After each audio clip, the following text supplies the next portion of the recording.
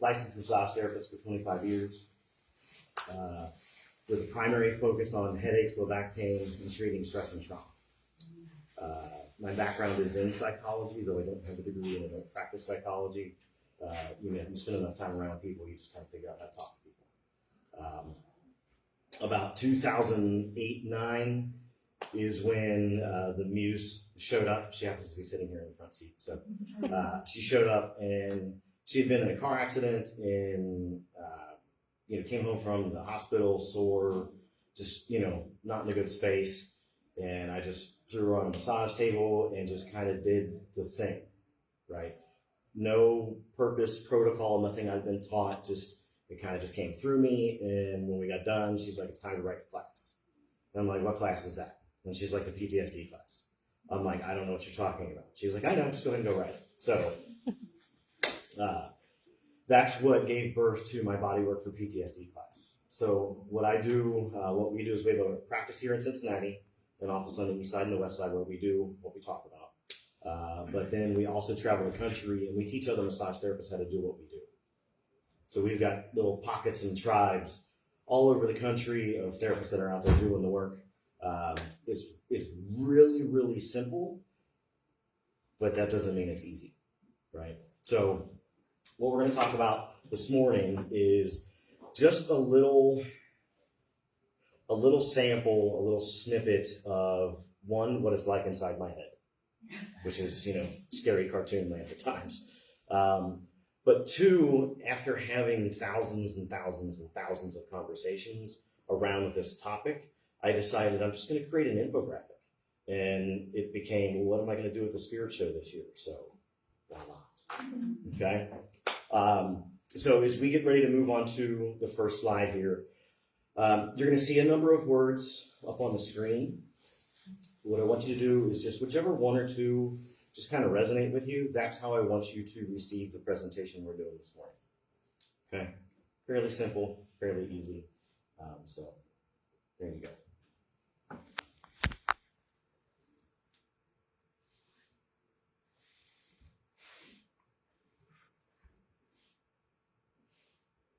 Just take a minute and allow them to settle in. They can be your flashlight as we go through the presentation here. Okay. Each one of these words is something that matters to me in my life, but also matters to me in my practice. Whether I'm the therapist providing the body work or I'm the teacher in front of the classroom, this is the foundation in which I launch from. Okay? So what we're going to talk about this morning is the parts, the paths, and the tools. Okay? So as we go through the presentation, we're going to kind of walk through it. Now, we're going to be talking about trauma. Okay? So whichever words resonated for you, allow those words to be the pieces that are the shield for you right now. Okay? Because we might touch on something that gets a little fuzzy or a little sharp or a little deep or a little heavy for you. It's okay. We've got you, right? Just come back to your words and then come see us at the booth, right? This isn't a shameless plug. We are here to help humans human better. End of statement. Okay. So the parts, okay? Parts are this, right? When trauma happens, it lands inside of us, right? And some people will say, well, that I have emotional trauma, or I have spiritual trauma, or I have chemical trauma. Like, okay, cool. Last time I checked, all of those things are being experienced inside the body. So at the end of the day, regardless of how the trauma showed up, it becomes physical for us. So we all have trauma bombs, unless anybody in here is undamaged and unbroken, right? Is anybody, okay, just check it, right? So the trauma bomb happens, and then it lands within us, right? And then it takes root. And those roots set up shop, okay? What happens is those roots set up shop, they cause physiological changes in our body. right? It changes the way that we live because we start living around the memories of those traumas. We start living around the people we associate, the environments we associate, right? So it becomes this bandwidth stealer of our everyday life, right? So as a massage therapist, I use the term vitality, right? When we're not in congruence with what's going on inside and outside, our vitality drops, right? And if that trauma bomb is, it's nice-ish, I guess, if it's a single thing, right? But that one single thing is rarely the one thing, right? If we live long enough in this life, the life hammer comes and finds us, right? So like, it's going to hit you here, it's going to hit you here, it's going to, all over the place, right? So if we can identify what our trauma bombs are, that takes them out of the shadows, right? A lot of the stuff we're afraid of is because we don't know enough about it, right? The monster in the closet disappears when the lights come on, right? So by being able to just engage with yourself, you can isolate these parts, okay? So then we go over here to the left-hand side and we have a trigger. Okay, trigger warning, we're gonna use the word trigger. So the trigger is that flashpoint that starts the process of all of the negative sides of dealing with PTSD, right? That could be re-experiencing. That could be invasive recollection, right? It can be disassociation. It can be avoidance. It can be hypervigilance. It can be poor sleep. I mean, the laundry list is big, right? And I imagine they're going to make it a little bit longer when we go from the DSM-5 to the DSM-6, right? Which basically means that the clinician is just going to have more ways to diagnose you with something and then try and give you a solution, right? What we're doing here is we're giving you tangible pieces that you can plug into your own life, right? And begin a healing process on your own, right? Because through my 25 years of massage, there's a couple of things I've never done. I've never fixed anybody, and I've never healed anybody, right? I facilitated change, and then they went and did the healing, right? I can do awesome stuff on a frozen shoulder, but at the end of the day, when I get done doing the treatment, it's their body's nervous system, their body's endocrine system, their body's lymphatic system that goes, oh, I'm safe now. I can do this movement without guarding, without anticipating the pain. That's that first step in healing and recovery, right? That's what we do in our treatment room. So the trigger is, it just sits there. And a lot of times, like I said, it's a flashpoint. Like for me, it's driving, right? When people don't know how to drive, or if I pass you and I can tell that you're staring at your phone, right? It's like, do you understand that you're driving a 2-ton death machine? So it gets on my nerves a little bit. I'm doing the best I can with what I've got to try and goose fabra my way through that, but we all still have to drive, right? And we lived in Orlando for a bunch of years, so right, that really got drilled into the bottom with all the awesome drivers in Orlando. So, I get to Cincinnati and like, oh man, Trevor here is so cute. And then I get on 75 and I'm like, oh, there it is. Right? So we'll talk about triggers, right? And then the explosion down here at the end on the right-hand side, right? I call that the aftermath. So part of my job as a massage therapist over the years was I became an instructor. I teach, right? So one of the classes I taught pathology for massage therapy. So I'm teaching other massage therapists how to spot pathologies, how to treat pathologies across the entire body. And when I started looking at this cycle here, this is no different than somebody who has seasonal allergies, right? Oak pollen shows up, that's the trigger. Your body goes, oh my gosh, this is going to kill me. Let me bring all of the inflammation and snot to bear, right? And then the aftermath is you end up with a sinus infection, right?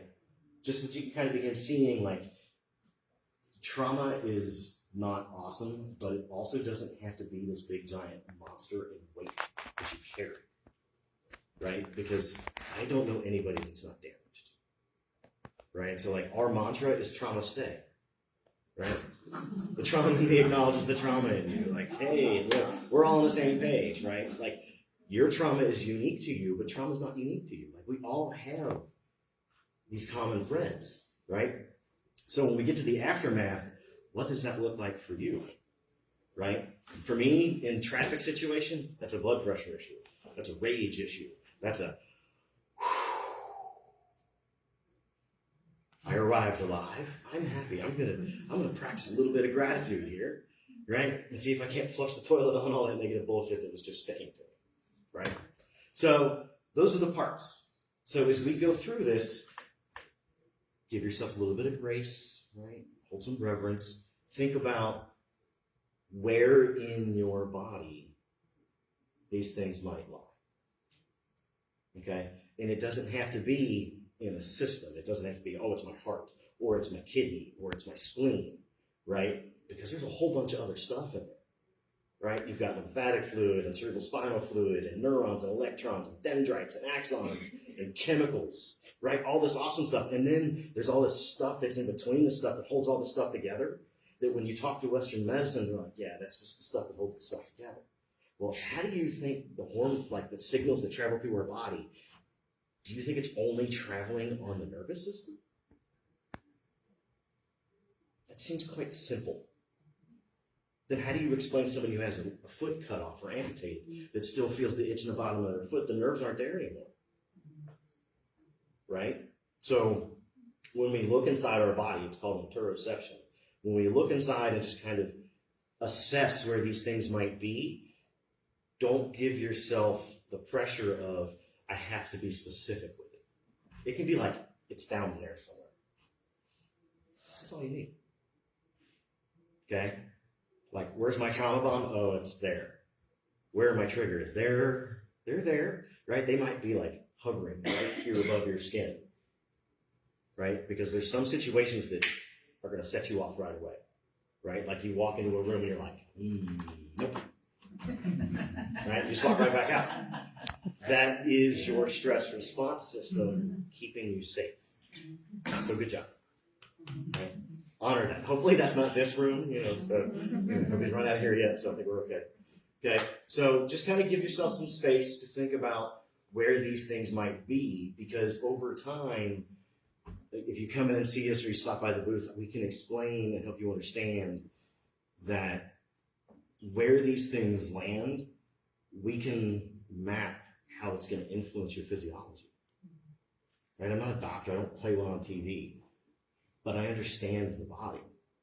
Right? I understand the impact and the fingerprint that trauma has on the body. And it's real, real simple. Doesn't mean it's easy. Okay? So, the cycle and the path, right? So, the trigger's lit. Something sets us off. That big giant arc, this top part here, that's a fuse that leads to the trauma bomb. All right? So if you think about, just lightly, fluffily, right? Think about one of your triggers.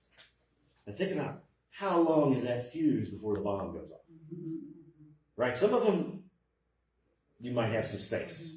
Right? Some of them are like, boom, boom. Right? So knowing that changes the way that we see and we observe and we can process information. Okay? So then you come over here. So this is the explosion. That's what happens after the fuse makes it all the way to the trauma bomb. You have the blowout.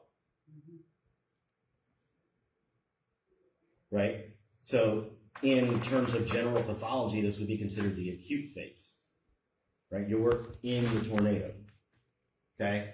Then you get the aftermath.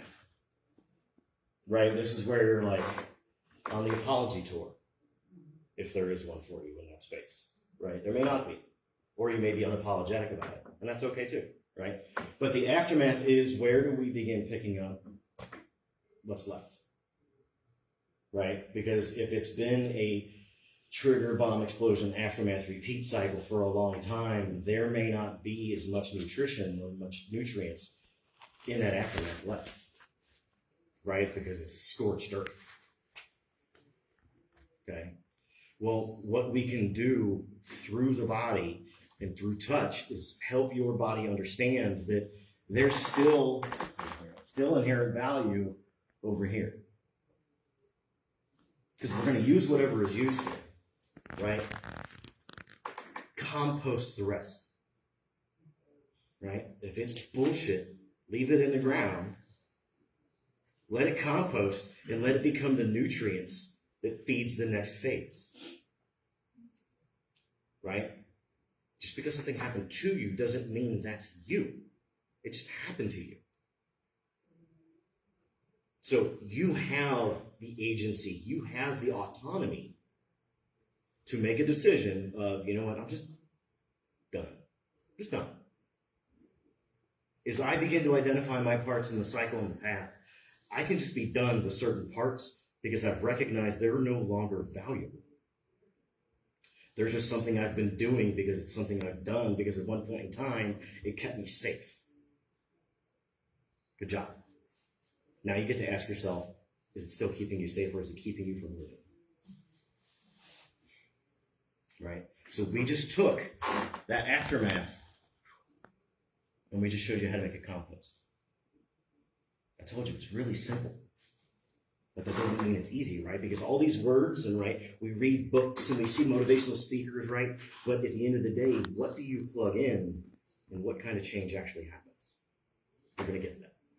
Okay, so sometimes the reboot is a straight line, right?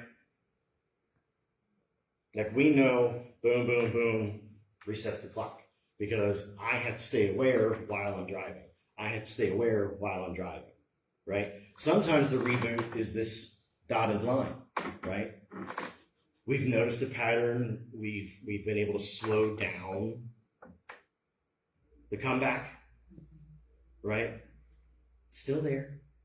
We know it's still there, but it's like the stuff at the bottom of your linen closet. Like, you know it's there. You're not really sure what's there, but you're pretty sure something's there because you put it there at some point in time, okay? So what we want to do is try and take the solid line and help it become the dotted line. Okay?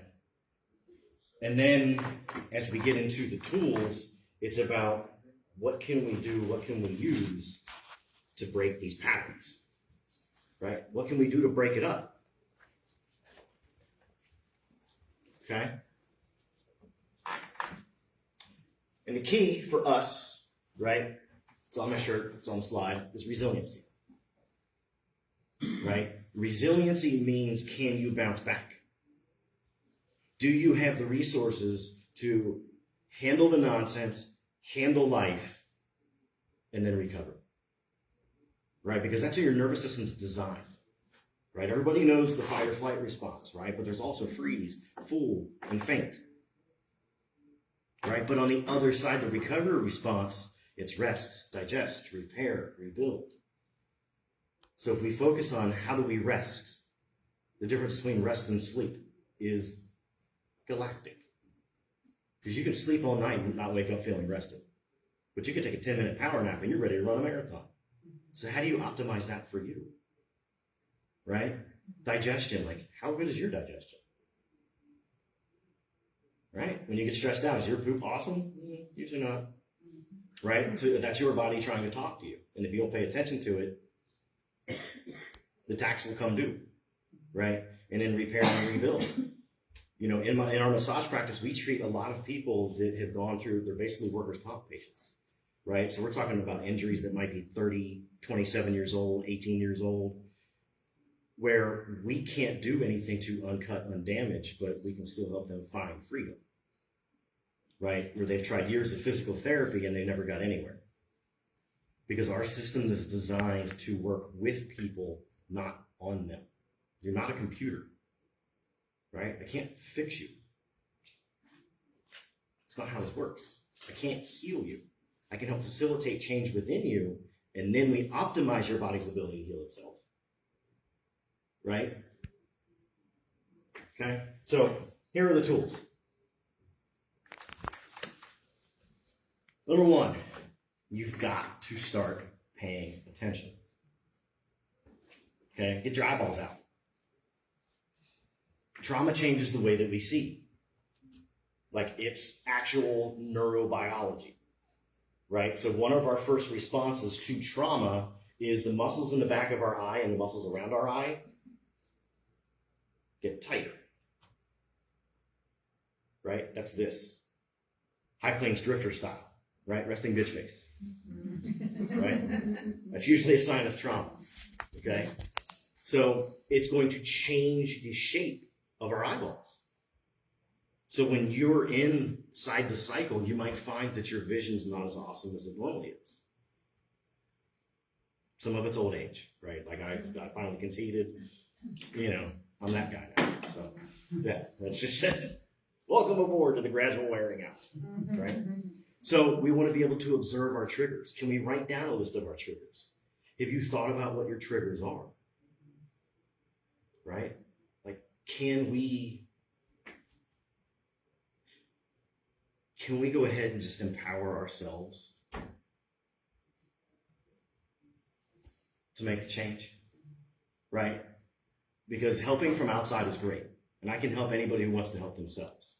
Right? But yours just not going to work. Like, bro, your stuff donkey. Let's sew that thing on, or we throw it away. You don't get to come back in here next week complaining about it falling off again. Okay? I'm here to help people that want to take that next step. So if you can see what your triggers are and identify them, you know what that means? They're no longer hidden. Right? They're no longer going to catch you off guard because you can begin seeing them from further and further and further away.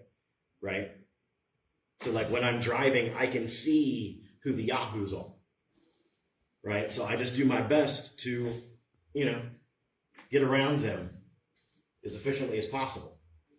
Okay? So the second tool. What's that? Scissors. Yeah. What do you think that scissors is doing? Cuts the fuse. Oh, I got triggered. Oh, but right? It's almost like the Jedi mind trick. Like this just doesn't even matter. Like I'm going to get triggered because it's there, but that doesn't mean the trigger gets to light the bomb. That's a choice, right? Okay. So then there's some hands around the trauma bomb. That's where we come in. Okay. I'm not a counselor. I'm not going to prescribe medication. I'm going to lay my hands on you, or Nicole will, or Gabe will. And we're going to listen to your body, and we're going to listen for what your body's looking for in a non-invasive way. You stay clothed. You stay face up, the lights stay on. Right? It's about helping you feel safe in your body again, or for the first time. Or for the first time in a really, really long time. Okay? So then we come back over here, right? And then we go, right? What are those, right? What are those things over here on the end? Shovel. Right. You know what those symbolize? The work. You got to do the work. Right? My old man raised me, if your lips and your life don't match, you've got an integrity problem. Okay? So you come in and see us, I'm never going to ask you to do something I'm not willing to do for myself. I'm never going to ask you to do something I've not done for myself. Okay, so if I'm telling you, look, I need you to go home and pick up a thesaurus and write down these words. It's because I've sat down and I went through a thesaurus and I figured out if I use these 5 words instead of these 2 words, I don't have a negative reaction to any of these triggers anymore. Right? If I'm worried about something, that's just going to eat at me. But if I switch that worry to a concern, now I can make a list and take actionable steps. Right? Thesaurus.com. You're welcome. Okay. And then, we're going to come in here to the bottom. Right? Like, what does recovery look like? What works? Right? Because every single one of you in here has done something to try and help yourself on your path, right? And some things were like, you know what, that worked. But it only worked for a little bit of time. Okay? That doesn't mean it's invaluable. It just means it worked for a certain period of time. So maybe ask yourself, what was it about this tool that worked in this phase, and what lesson can I take away from that? Okay, the question word I'm giving you all permission to just let go of is why. Why did this happen? You're going to drive yourself mad trying to figure out why. Right? Massage the conversation. Why did this happen can become, where did I go wrong? What signs did I miss before that happened?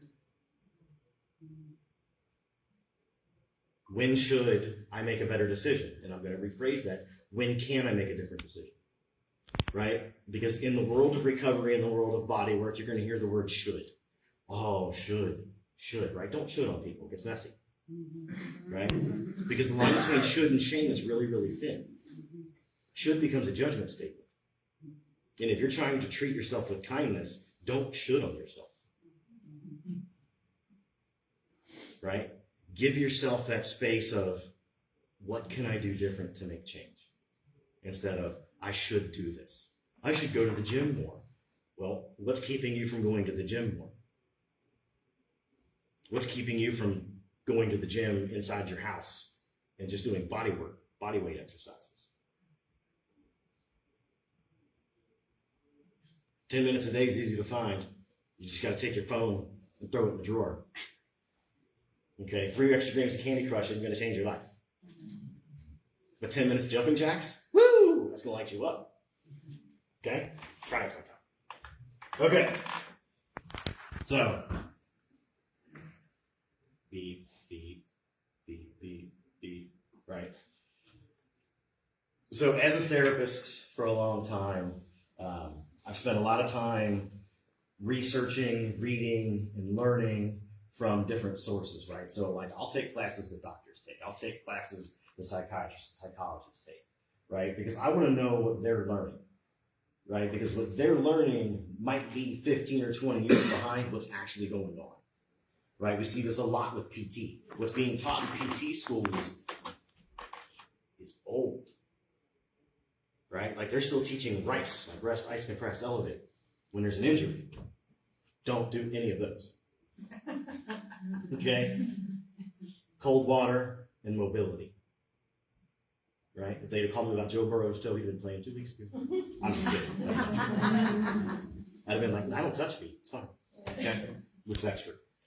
So what I've gleaned from a lot of the thinking heads that I follow, a lot of the people that I have respect for across a battery of professions, right, is nothing really matters unless you can make it actionable, right? I have clients who have been going to talk therapy for decades, and they're not getting any better.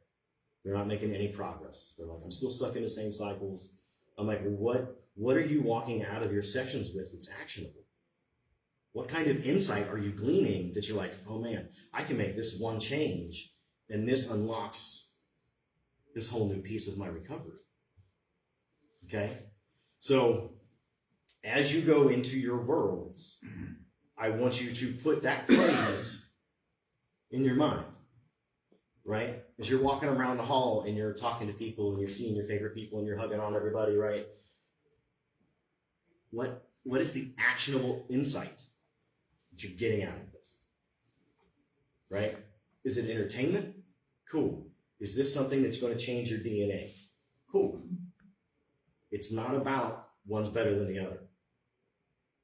Because I can watch a movie and glean something from a character in that movie, and it changes the way that I see things. Okay? So, this is where we take action to break the cycle. Right? Because if you don't do anything, nothing's going to change. All right? You can wish in one hand and spit in the other and see which one fills up first. That's a grandpaism. He used a different word, but you know what I mean. Right? So this is what I wanted to do with this presentation this morning, was make sure that, one, you're at least mildly entertained. But two, you walk out of here with a couple of tools that you can plug in today. Right? Whether you come and see us, I'd like you to, but you don't have to. Right? I'm not the perfect therapist for everybody. I'm okay with that. Right? That's why we have employees. Right? So here's tool number one. We're going to talk about the fuse, right? So what trigger sparks your fuse? Start identifying your triggers. Right? Is there music that triggers you? Are there sounds that trigger you? How about smells? Right? How about things that you see? Right? We can't unsee. I mean, how many things in your life do you wish you could just go back and delete it? I've got a few. Right? But we can't. But what we can do is take actionable insight steps to figure out what is it about that memory that still has a grip on my ability to function. Because until we identify that stuff, every single day, that tax gets paid before your foot hits the floor. Okay? So the fuse is the time spent between the trigger and the blow-up. Where are your friction points? And what can you do to reduce them? Right? Because if you ignore them, they're not going anywhere. They're going to be sitting right there for you tomorrow. Like, good morning, you awesome human being. I'm sitting right here. Wait for that person to cut you off with their cell phone. Or they're driving with their dog on their lap. Okay? So, what does your fuse look like? It's a rhetorical question. Or my son said when he was a kid, is that a historical question? Yes, it is. It is now because he's 24. So, what do you think a fuse, rephrase that. How would you describe experiencing your fuse? Right, so think about a trigger, and then think about how it's tied to a piece of your trauma. When you experience that trigger, what is it like before all that stuff comes back? Right? Because it could be ugly, right? It could be anxiety, right? Nervousness, depression, anger, frustration. These are fun words, right? But if you identify the path, you're taking the power back because now you get to choose how you want to react. Right? You're going to be triggered. How you respond to that trigger is up to you. Okay? So, like we said, trauma's impact in the body is like a bomb stored, waiting to go off. And we're really, really awesome containers of bodacity, right? So we can store them a couple of different places. So what sets one off may be contained to that one part, but it might start a cascade, right? So it's not singular, one trigger, one bomb, one fuse, right? It's one trigger, one fuse, one bomb. How many different branches are there? Right? Because I imagine some of you have learned where to drop your scissors and go, clip, I'm done. Right? Like I asked ChatGPT last week, how to exit a conversation I don't ever want to have again. Right? And it gave all kinds of answers, right? And I was like, I need something a bit more witty. Right? Because sometimes you're in a really dark, heavy conversation, and you've said I'm done enough times, right? So this is what ChatGPT gave me.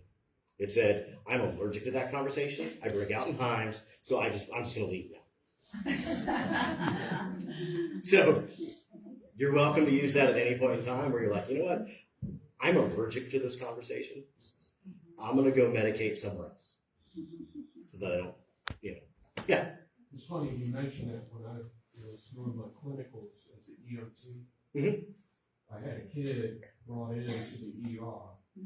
We had to check him and his best friend. They were more like brothers than anything.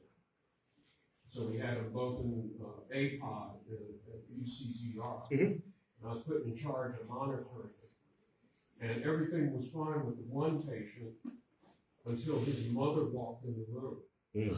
And we were prepping him to get a peritoneal lavage. Because what had happened was he was out drinking beer with his friends. They ran over a boulder in the pickup truck. He flew out with his brother. So we had to check him to make sure they didn't have an abdominal bleeding tear. Right. Mom walks in the room, goes up one side of the child and down the other. Mm. And he broke literally out in severe hives.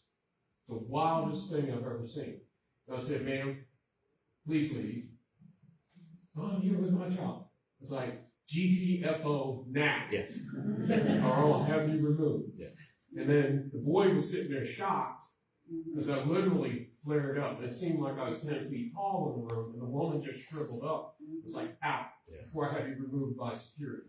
So she left. So we got him calmed down. They did the lavage. He had a minor tear. Mhm.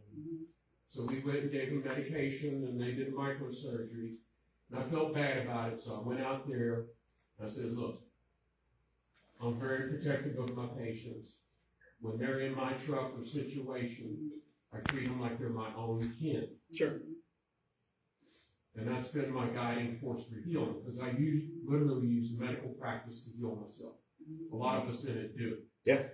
So, I ate a bunch of crow with her, and I said, come on, I'll bring you back to sit with your boy, but none of that inflammatory stuff, because you are causing him to get the hives. Yeah. Awesome. And it's now in his report. So you need to change some things so he heals better as a person, because this can turn into early onset of arthritis and a bunch of other things. Yeah. She was just mortified, and it's like, don't feel bad. You're trying to be a good mom. You just have to find a new bunch of gags to do it. Yeah. Awesome. Yeah. Perfect illustration. Right. So one of the mannerisms that I share, right, is what you permit, you promote. Right. So as you walk into your own recovery and you start establishing boundaries, the people who don't want to respect your boundaries are going to be the ones that bitch the loudest. Okay. It's called a trigger. Okay. So what you permit, you promote. So like as we head into the holiday season, not everybody's families are awesome, right? Sometimes get a bit tumultuous, right? So heading in, like what you permit, you promote, right? So if Uncle Whack-A-Mole is going on his political diatribe, you can be like, okay, when he starts, I'm going to go into a different part of the house. It might be my car, and I'm just going to go home, right? Sometimes that's all you can do. And that's autonomy, right? You're making a decision for yourself, right? So as you walk the world now, pay attention to what your fuse looks like and think about what you can use as scissors to cut that off. Okay? Sometimes it's, right? You thought that what was running behind you was this big giant bear, and it turns out it was a chihuahua. Right? Don't get treated by the chihuahua. Turn around and look at it and go, oh, okay, it's fine. Right? Okay. So, second piece. This is where we come in, right? So, the type of massage and body work that I've developed and cultivated is designed to directly impact your nervous system. Right? Because as a massage therapist for 25 years, right, I've got 40,000 clinical hours in these hands. I've never touched a muscle. All I've ever done is come into contact with somebody's energy, nervous system, and skin, and then presented my information as a stem cell. How can I help you in this moment? And if they give me permission, verbal, nonverbal, then their nervous system goes, okay, cool, we're going to adapt to what you're doing. And this is what makes healthy touch and really good massage that much better. Right? Because having done that much massage, I've also received a ton of really terrible massage. And it's like, what are you doing? I'm just digging in there. Like, I didn't say dig in there, did I? Well, you signed up for deep tissue. I did not. Right? So it's expectation management on our side. So that when you come in, you come to the booth, you talk to us, right? We want to figure out who you are as a human. And then where do you want to go, right? So we are a trauma-informed practice, right? I started, my class was trauma-informed, before trauma-informed was trauma-informed, right? Which means I empower my patients. I resist re-traumatization, right? You don't have to go back through it to heal from it. Sometimes you can draw a line in the sand and walk on, right?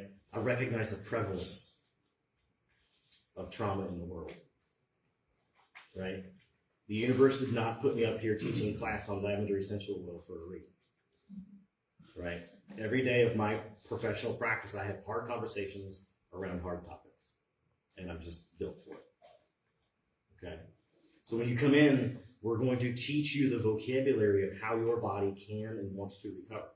I don't know before we even get started because I know how a body works, and I know how the body works, but I don't know how your body works, right? Some people will look, can you resolve my trauma in 3 sessions? Like, I don't know, did it happen yesterday? You know, because if it's got a 20-year head start on me, it's probably going to take a little bit, right? But we're here to ride the storm with you, right? We're not just going to disappear, right? So for some people, they come in every 2 weeks. Some people come in once a month. Some people come in 4 times in quick succession, and then we won't see them for 6 months. Doesn't matter. As long as you're taking steps forward, we're going to be here to help you, okay? It's just really that simple, okay? So basically what we do is we're going to help you reboot. Healing doesn't mean it never happened. It means it no longer controls you. If you can identify your triggers, then they no longer control you.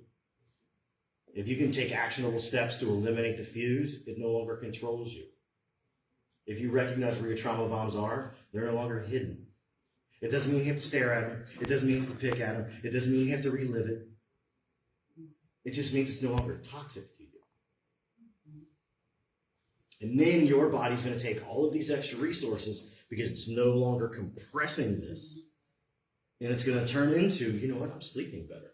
My digestion's gotten better. My skin cleared up. My hair grew back. All right, I'm still waiting on that. But, you know, I'm also still waiting on my growth spurt. So, you know, just, maybe when I hit 50, that's the magic number, right? Okay? So that's what I wanted to present to you this morning. Thank you for being awesome and patient and attentive and eye contacting. I love that stuff. This is us. So touch education is our educational side. Massage Cincy is where you would want to schedule your massages from. We have 2 offices in town. We've got one on the east side and one on the west side because you know how this town works. So we're in Bridgetown and we're in Anderson. So either one is pretty easy to get to from anywhere in the city, unless you're in like Westchester or Mason, but it's worth a drive because we also have people that come down from Dayton and from Indianapolis and up from Lexington to come see us. Okay? Does anybody have any questions? Okay. So we're in booth 405. You're welcome to come by and just say hey. We're doing demos. You can lay on the table and get an example of what we're doing. We're not gonna get the shovel out. We're not gonna go dig in to unearth what's going on. Right? It's gonna be like, how quickly can we turn down your nervous system and you be able to feel it? Right? It's usually less than 5 minutes. So the ball's in your court. Thank you for your time. Thank you.